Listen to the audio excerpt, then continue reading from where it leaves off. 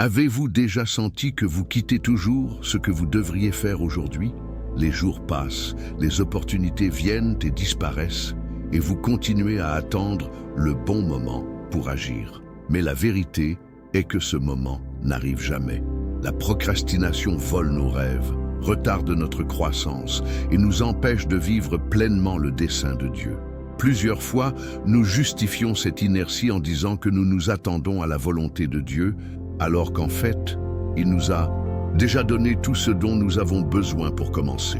Le problème n'est pas en l'absence de ressources, mais par manque d'attitude. Si vous pensez que vous avez reporté des décisions importantes ou que la procrastination a empêché votre vie de passer à autre chose, restez avec moi jusqu'à la fin de cette vidéo. Aujourd'hui, apprenons ensemble comment la Bible nous apprend à surmonter la procrastination et à agir. Et à la fin, nous dirons une prière puissante, demandant à Dieu la force et la détermination à agir. Il est temps de sortir de la paralysie et de marcher vers ce que Dieu a pour vous. La procrastination n'est pas seulement une mauvaise habitude ou un problème d'organisation. Cela peut devenir un obstacle spirituel, car il nous empêche de remplir le but que Dieu a pour nos vies. Chaque fois que nous reportons quelque chose d'important, nous perdons du temps, des talents et des opportunités que le Seigneur nous donne. La Bible nous montre que Dieu s'attend à ce que nous soyons actifs et productifs. Jésus a raconté la parabole des talents, où un gentleman a confié différentes sommes d'argent à ses serviteurs. 2 d'entre eux ont travaillé et multiplié ce qu'ils ont reçu, mais l'un des serviteurs a décidé d'enterrer son talent et de ne rien lui faire. Lorsque le Seigneur est revenu, il n'a pas accepté d'excuses. Le serviteur qui a procréé a été appelé serviteur mauvais et négligent. Matthieu 25-26. Cela nous apprend quelque chose de très sérieusement. Ne rien faire est aussi un choix et peut s'éloigner de ce que Dieu veut accomplir à travers nous. Plusieurs fois, nous le quittons plus tard parce que nous pensons que nous aurons du temps dans le futur. Mais la vérité est que le temps est l'une des caractéristiques les plus précieuses que nous ayons et qu'elle ne peut pas être récupérée. Chaque jour qui passe est une opportunité qui ne revient plus. Lorsque nous regardons en arrière, combien de choses cessons-nous de faire par peur, paresse ou distraction? L'ennemi sait qu'il n'a pas à nous faire abandonner complètement nos rêves. Il suffit de nous convaincre de les ajouter. Le temps passe, les circonstances changent, et quand nous réalisons, nous perdons la chance de vivre quelque chose que Dieu avait préparé pour nous. Mais la Bible nous prévient. Dans Proverbes 6, 9, 11, il est écrit « Combien de temps, ô paresseux, allez-vous vous allonger? Vous attaquera comme un homme armé. » Le texte ne parle pas seulement de pauvreté financière, mais aussi de la pauvreté spirituelle et émotionnelle qui survient lorsque nous n'agissons pas. La procrastination nous vole les bénédictions, la croissance et le but américain. Mais la bonne nouvelle est que Dieu nous appelle à l'action. Il ne veut pas que nous soyons coincés dans l'inertie, attendant que des conditions parfaites commencent. Beaucoup de gens passent toute leur vie à attendre que le bon moment agisse. Ils pensent qu'ils ont besoin de plus de connaissances, de plus d'argent, de plus de motivation ou d'un signe spécial du ciel. Mais la vérité est que le moment parfait ne vient jamais, car il y aura toujours des défis et des incertitudes sur le chemin. La Bible nous enseigne que ceux qui s'attendent à des conditions idéales ne peuvent jamais finir par faire quoi que ce soit. Dans Ecclésiaste 11.4, il est écrit « Celui qui regarde le vent ne semera jamais, et quiconque regarde les nuages ne se stabilisera jamais. » Cela signifie que si nous attendons un scénario parfait pour agir, nous ne recueillirons jamais des résultats. Il y aura toujours des difficultés, mais la foi nous appelle à agir même au milieu des incertitudes. Pensez aux grands hommes et femmes de la Bible. Moïse aurait pu dire qu'il n'était pas prêt à libérer les gens de l'Égypte parce qu'il ne pouvait pas bien parler. Gideon aurait pu continuer à cacher, attendant une plus grande armée avant de se battre. David aurait pu refuser de faire face à Goliath parce qu'il était jeune et sans expérience. Mais ils ont tous pris des mesures, confiant que Dieu leur permettrait en chemin. L'erreur de nombreuses personnes est de penser qu'elles doivent être préparées à 100% avant de commencer, alors qu'en fait, Dieu permet à ceux qui décident de faire le premier pas. Si Dieu a déjà mis quelque chose dans votre cœur, pourquoi attendre plus? La peur de l'échec, du doute ou même de l'hébergement peut vous empêcher de vivre quelque chose d'incroyable. Mais Dieu ne vous a pas appelé une vie d'inertie, mais à un voyage de foi et d'action. Et cette vérité devient encore plus évidente lorsque nous regardons l'histoire de Néhémie. Néhémie aurait pu être juste une autre personne frustrée, se plaignant de la destruction de Jérusalem. Il vivait loin, avait une vie confortable en tant que roi du roi de Perse et aurait pu se conformer à la situation. Mais au lieu de simplement déplorer, il a décidé d'agir. En apprenant que les murs de Jérusalem ont été détruits, Néhémie n'a pas perdu de temps. Il a prié, a demandé à Dieu la direction et a pris une attitude immédiatement. Au lieu d'attendre que quelqu'un d'autre résolve le problème, il s'est levé et a fait quelque chose à ce sujet. Et voici un point intéressant. Néhémie n'était pas ingénieur, maçon ou chef militaire. Mais cela ne l'a pas empêché de commencer. Il ne s'attendait pas à avoir toutes les compétences ou les ressources en main. Il a commencé avec ce qu'il avait. Cela nous apprend une leçon précieuse. La plus grande erreur de ceux que procrastinent croient qu'il doit être préparé à 100% avant d'agir. Néhémie n'a pas attendu la sécurité. Il a fait le premier pas en espérant que Dieu le soulignerait sur le chemin. Quand il est finalement arrivé à Jérusalem, il a trouvé une résistance. Les gens ont essayé de se décourager, de se moquer et même de l'empêcher de poursuivre le travail. Mais Néhémie n'a pas été paralysé par la négativité des autres.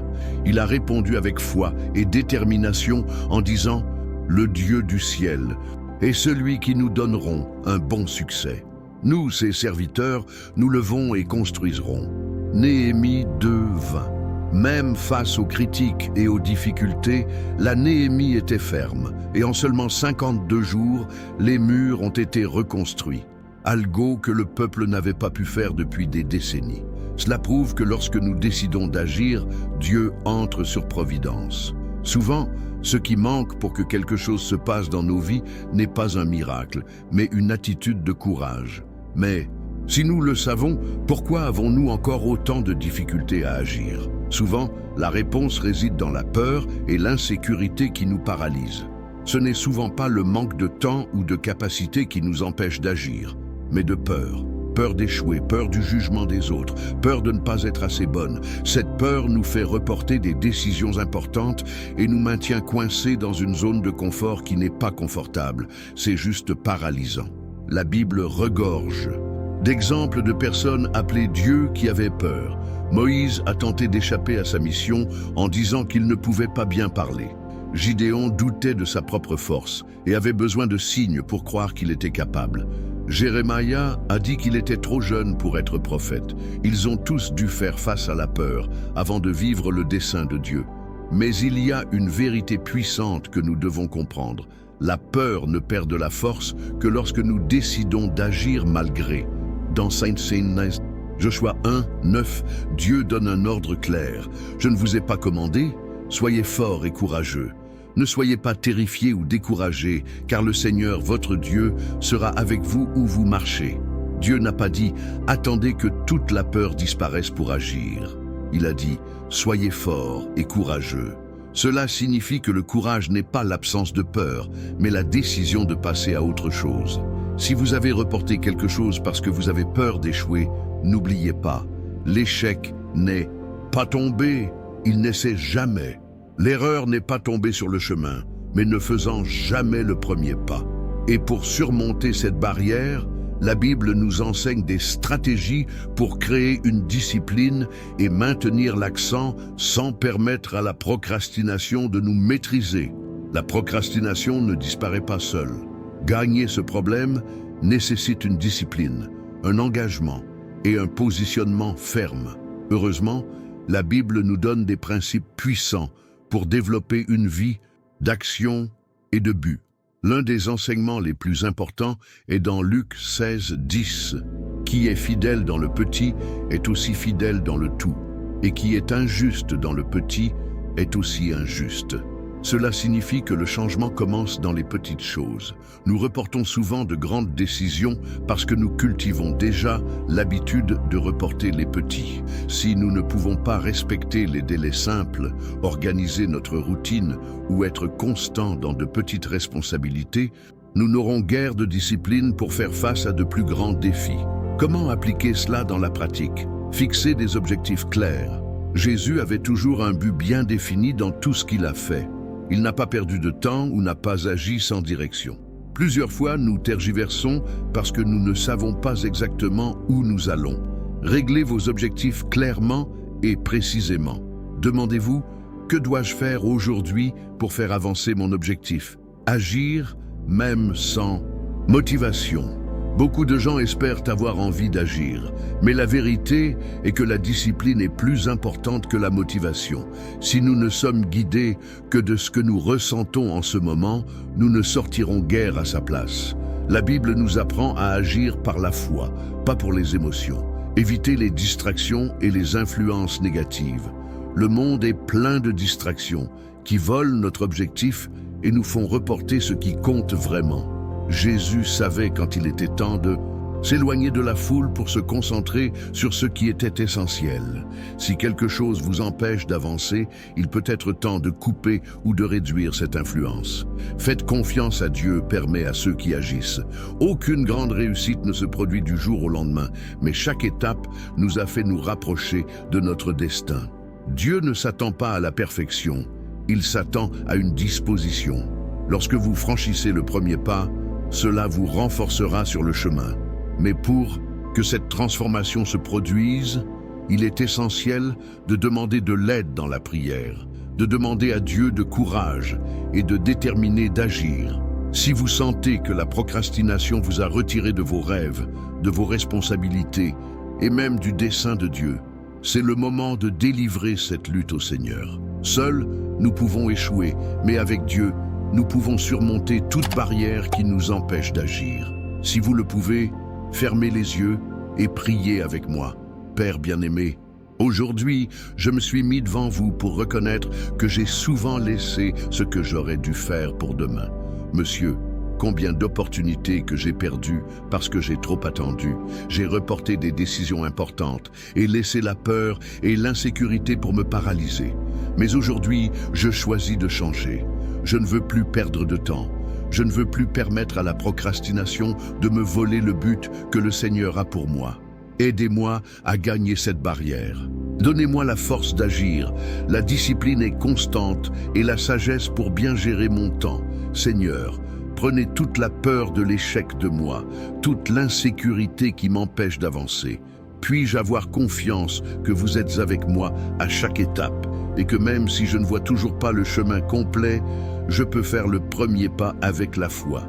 Puis-je être plus productif, plus déterminé et plus fidèle à l'appel que le Seigneur a passé sur ma vie. Je déclare que je ne serai plus coincé dans l'inertie, mais je vais avancer avec courage, car je sais que vous me renforcez. Au nom de Jésus, Amen. Croyez maintenant que Dieu fonctionne déjà dans votre vie. La première étape pour surmonter la procrastination a déjà été prise. Reconnaître le problème et rechercher le changement. Mais cette transformation ne se réalise que lorsque nous choisissons d'agir. Il est temps de sortir de la théorie et d'aller pratiquer. Si vous voulez vraiment surmonter la procrastination, vous devez prendre une décision maintenant. Non demain, pas la semaine prochaine, mais maintenant. La Bible nous enseigne que le temps est un cadeau de Dieu et nous sommes responsables de la façon dont nous l'utilisons. Avec chaque jour qui passe sans action est un jour qui ne revient pas. Si Dieu a déjà mis quelque chose dans votre cœur à faire, ne reportez plus. C'est peut-être un projet que vous avez laissé pour plus tard, un changement que vous devez faire dans votre vie, un engagement que vous devez y faire avec Dieu. Quelle est la première étape que vous pouvez faire aujourd'hui? Il ne doit pas être quelque chose de grand. Il y a un mouvement dans la bonne direction qui change déjà tout. Maintenant, je veux vous défier à un engagement de foi. Écrivez dans les commentaires « Je choisis d'agir ». Déclarez cela comme un engagement envers Dieu et vous-même. Cette attitude simple peut être la première étape de la rupture avec la procrastination. Si ce message parlait à votre cœur, laissez-vous, comme si plus de personnes sont atteintes. Partagez cette vidéo avec quelqu'un qui a besoin de ce mot. Et sinon, abonnez-vous à la chaîne et activez la cloche pour recevoir plus de messages comme celui-ci. Que Dieu vous renforce et vous guide dans cette nouvelle phase d'action et de but. Nous nous voyons dans la vidéo suivante.